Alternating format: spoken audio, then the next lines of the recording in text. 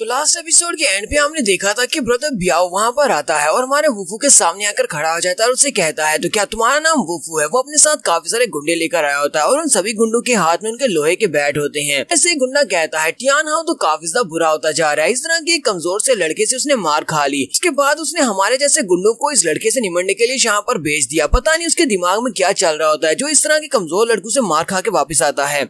तो वो फोन सभी की बातों सुनने के बाद अपने डॉग को वहाँ पर नीचे उतारता है और उनसे कहता है तुम सभी लोग यहाँ पर मेरा टाइम जाया करवा रहे हो, इसलिए सभी लोग एक साथ मेरे ऊपर अटैक करो क्योंकि मुझे अभी अपनी क्लास लेने के लिए भी जाना है। तो उनमें से दो लड़के बड़ी स्पीड से आगे बढ़ते हैं और अपने बैट्स को घुमाते हुए उसके ऊपर अटैक करते हैं और कहते हैं लड़के लोगों को देखकर भी तुम इतनी ज्यादा टफ एक्टिंग कर रही हो, क्या तुम्हें लगता है कि तुम कोई बहुत बड़े शाने हो। गुंडा जब अपने लोहे के बैट को घुमाते हुए हमारे वुफू पर अटैक करता है तो वुफू उसके अटैक को अवॉइड कर लेता है और उसके अटैक को अवॉइड करने के साथ ही वो नीचे से झुकते हुए उसके मुंह पर एक जबरदस्त किक मारता है। वो लड़का भी जल्दी से अपनी लोहे की बैट को सामने की तरफ करता है, लेकिन वुफू की किक इतनी ज्यादा पावरफुल होती है कि वो उसके लोहे के बैट के टुकड़े टुकड़े कर देता है, जिससे वो लड़का बहुत ज्यादा घबरा जाता है और उसके साथ वाला भी, क्योंकि वो अपने टूटे हुए लोहे के बैट को देख रहे होते हैं। वो उन लोगों से कहता है मुझे तो लगा था कि इस बार टियान हाउ कुछ ऐसे लोगों को भेजेगा जो लोग फाइट कर सकते हो, लेकिन तुम सभी लोग तो यहाँ पर बहुत ही कमजोर से नमूने निकले। जबकि बॉस ब्याओ कहता है जैसा कि मुझे लगा ही था, यहाँ पर वही फैमिली के सेकंड यंग मास्टर को इतनी बुरी तरह से पीटा है, कोई आम इंसान तो नहीं हो सकता, वो एक कल्टीवेटर होगा। इसी वजह से तुम्हें क्या लगा था कि हम लोग यहाँ पर सिर्फ ऐसे आम इंसानों को लेकर आए होंगे। मैं भी एक कल्टीवेटर हूँ। और साथ ही वो बड़ी स्पीड से दो लड़के पीछे से निकलते हैं और हमारे वुफू को पकड़ लेते हैं। वो लड़कों ने वहाँ पर वुफू के बाजुओं और कंधों से उसको पकड़ा होता है और साथ ही वो बॉस ब्याओ से कहते हैं बॉस ब्याओ हमने इस लड़के को पकड़ लिया है, चलो जल्दी से आओ और इसको मारो। कि बॉस ब्याओ भी जल्दी से अपना बैट उठा लेता है और कहता है इस पूरी यूनिवर्सिटी के इर्द गिर्द जितना भी एरिया है यहाँ पर कोई भी ऐसा नहीं है जो कि मुझे ऑफेंड कर सके, कोई मेरे खिलाफ जाने की हिम्मत नहीं करता। उसी वक्त हस्की आगे बढ़ता है और आकर उसकी टांग के ऊपर काट लेता है। बॉस ब्याओ से किक मारते पीछे की तरफ फेंक देता और कहता है कमीने घटिया डॉग कहीं के, मैं तेरे बॉस को मारता हूँ और उसके बाद मैं तुझे भी मारूंगा। यहीं पर हमारी किंग को भी दिखाते हैं। किंग अपनी लड़कियों के साथ बैल्कनी के ऊपर खड़ी ये सब कुछ देख रही होती है। वो अपनी दोस्तों से कहती है एम्बुलेंस को कॉल कर दो। उसकी दोस्तों से कहती है हाँ बॉस आपने बिल्कुल ठीक कहा, लड़का बेचारा बहुत ज्यादा पुअर है, इसने टियान हाउ से पंगा लिया और अब इस बेचारे की यहाँ पर टांगे टूटने वाली है या फिर इसको बहुत ही बुरी तरह से पीटेंगे। इस लड़के के लिए इतना तो करना ही चाहिए, आप बहुत ज्यादा दयालु है, मैं इसके लिए कॉल कर देती हूँ, मैं एम्बुलेंस को बुला देती हूँ। किंग पीछे की तरफ मुड़ जाती है और उनसे कहती है बेवकूफों मैं यहाँ पर उन गुंडों के लिए एम्बुलेंस का कह रही हूँ, उन गुंडों के लिए एम्बुलेंस बुला दो। तो लड़कियां भी ये बात सुनने के बाद काफी हैरान हो जाती हैं और अपनी प्रेसिडेंट से कहती हैं प्रेसिडेंट लेकिन तुम ऐसा क्यों कह रही हो, वो गुंडे देखो उनके हाथ में लोहे के बैट है और वो कितने मोटे तगड़े हैं, और फिर तुम कह रही हो कि हम लोग एम्बुलेंस उन गुंडों के लिए बुला दे, जबकि हमें तो एम्बुलेंस उस कचरे के लिए बुलानी चाहिए। जबकि किंग उनकी बातें सुनने के बाद सोच रही होती है इन्हें तो पता ही नहीं है कि वो लड़का एक कचरा नहीं बल्कि एक जीनियस है। एक सीन फिर से फाइटिंग का दिखाया जाता है। दोनों लड़कों ने हमारे वुफू को मजबूती से पकड़ा होता है, लेकिन वुफू अपनी स्ट्रेंथ को इंक्रीज कर रहा होता है। उन दोनों को भी महसूस हो रहा होता है। वो लोग कहते हैं इसकी स्ट्रेंथ बढ़ती जा रही है, जबकि बॉस ब्याओ से कहता है अभी भी हमारे सामने एक्टिंग कर रही हो कि तुम बहुत ज्यादा टफ लड़के हो, लेकिन आज तुम यहाँ पर हमारे हाथ से नहीं बचने वाले। वुफू से कहता है पर ये बहुत ही बुरी बात है, तुम्हें किसने कह दिया कि मैं यहाँ पर नहीं बचने वाला, और वो अपनी बाजू को झटकाता है तो वो दोनों लड़के पीछे की तरफ गिर जाते हैं। वुफू कहता है बहुत ज्यादा देर हो चुकी है, अब यहाँ से तुम बिना मार खाए वापस नहीं जाने वाले। जबकि बॉस ब्याओ भी अपने बैट को घुमाते हुए वुफू के ऊपर अटैक करता है। हमारा वुफू सामने की तरफ जंप करते हुए उसे किक मारता है। वो अपने बैट को सामने की तरफ करता है जिससे वुफू का पैर उसके बैट के ऊपर लगता है और उसका बैट भी वहीं पर बेंड हो जाता है और उसके चेहरे के ऊपर उसकी किक लगती है जिससे वो बॉस वहीं पर नीचे गिर जाता है।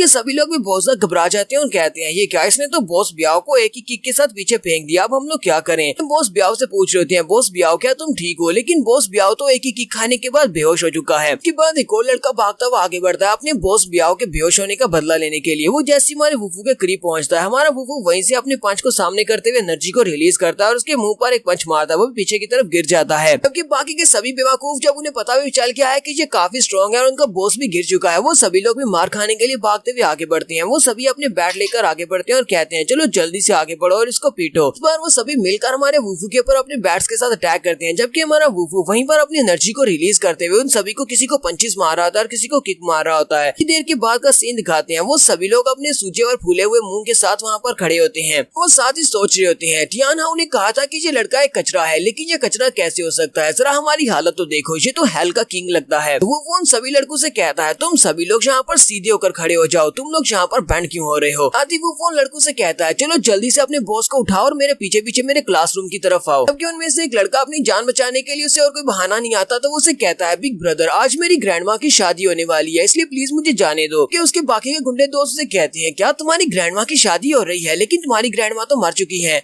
वो फोन लोगों से कहता है अपनी बकवास बंद करो, अपने बॉस को उठाकर चुपचाप मेरे पीछे आ जाओ, और वो सभी लोग उसके पीछे आ जाते हैं। उसी वक्त मार्शल आर्ट्स क्लब के अंदर प्रेसिडेंट किंग किंग के पास भी एक लड़की आती है और उसे कहती है, प्रेसिडेंट जैसा कि तुमने कहा था, लड़के वुफू ने उन सभी गैंगस्टर्स को हरा दिया है और उनका जो बॉस था, कि सभी लड़के उनके बॉस को उठाकर वुफू के साथ उसकी क्लासरूम की तरफ जा रहे हैं, वो हीटियान हाउस से मिलने वाले हैं। कि हमारी किंग किंग सोच रही होती है अब तो ही फैमिली वालों को इस बारे में दुआ करनी चाहिए कि उनका पहला बेटा यानी कि उनका यंग मास्टर ही गैंग जल्दी से जल्दी यूनाइट सिटी में वापस आ जाए, वरना उनकी फैमिली डिस्ट्रॉय हो जाएगी। नेक्स्ट सीन में क्लासरूम का दिखाया जाता है। टियान हाउ अपनी क्लास में बैठा होता है, जबकि उसी वक्त जूजुन भागता हुआ उसके पास आता है और उसे कहता है, ब्रदर हाउ तुमने इस बार बहुत ही अच्छा काम किया है, मैंने सुना है कि तुमने बॉस ब्याओ को इस बार ऑर्डर्स दिए हैं, वो अपने गुंडे लेकर इस वक्त यूनिवर्सिटी गेट के ऊपर है, मुझे लगता है कि इस बार तो इसका किस्सा खत्म हो ही रहेगा। ली मैंग भी वहीं पर बैठी होती है। ली मैंग उसे कहती है, ब्रदर टियान हाउ के साथ पंगा लेने के बाद वुफू को तो इस बारे में खुश होना चाहिए कि उसकी जान नहीं ली, वो अभी तक जिंदा है। टियान हाउ इस बारे में काफी ज्यादा कॉन्फिडेंट होता है। वो उन लोगों से कहता है, आज के बाद पूरी की पूरी यूनिवर्सिटी में कोई भी वुफू नाम का लड़का नहीं होगा, वुफू का नाम इस यूनिवर्सिटी से मिटा दिया जाए क्योंकि उसे एक्सपेल कर दिया जाएगा इतनी ज्यादा मार खाने के बाद। जूजुन कहता है, इस तरह के लोगों के लिए तो मरने के बाद कोई दुआ भी नहीं करता क्योंकि ये कचरे से ज्यादा कुछ भी नहीं है। तो सेम उसी वक्त दरवाजा खुलता है, वो सभी लोग बाहर की तरफ देखते हैं। वुफू अंदर आता है। वुफू ने बॉस ब्याओ को पकड़ा होता है। बॉस ब्याओ को लेकर वहाँ पर आता है और उनके सामने फेंक कर कहता है, कहीं तुम लोग इस बंदे को तो नहीं ढूंढ रहे। टियान हाउ, ली मैंग और साथ में जूजुन, वो तीनों ये देखकर बहुत ज्यादा घबरा जाते हैं कि इसने तो बॉस ब्याओ को भी बहुत ही